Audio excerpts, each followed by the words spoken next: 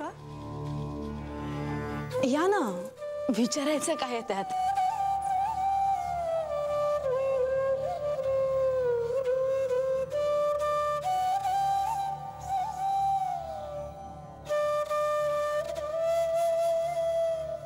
जाग्याच आहात अजून? हो, झोप नाही लागत मला आजकाल. डोळे थकले की पहाटे थोड्या वेळ डोळा लागतो. आज तुम्ही काही अन्न घेतलं नाही असं कळलं.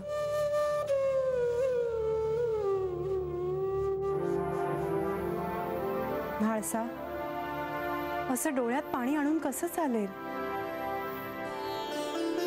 देवी, सगळीकडे आनंद आहे. त्रिपुरासुरांच्या रूपात आलेलं संकट श्री महादेवांनी दूर केलं आहे. ह्या परिस्थितीत आपण जे धैर्य दाखवलं त्यामुळे सगळ्या प्रजेला तुमच्याबद्दल किती प्रेम आणि आदर वाटतो आहे. पण मी काहीच नाही केले.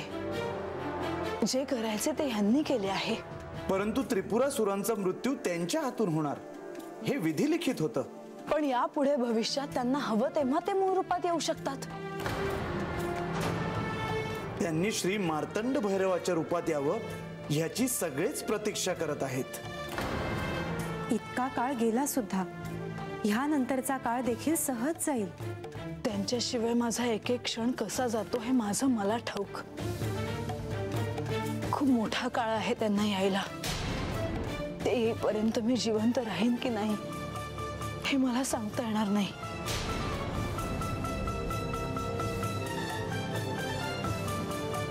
असे शब्द नाही काढायचे.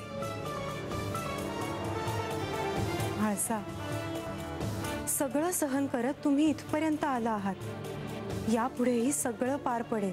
परिस्थिती बदलते. हे दिवसही जातील. तुम्ही मला जे समजवत आहात ते मला कळतं आहे. पण तुम्ही देखील काय करणार? यांनी माझे दायित्व तुमच्यावर सोपवले आहे. तुम्ही आहात म्हणून मला हे सुसह्य होत आहे. पण भविष्य मला अंधारलेलं दिसतं आहे.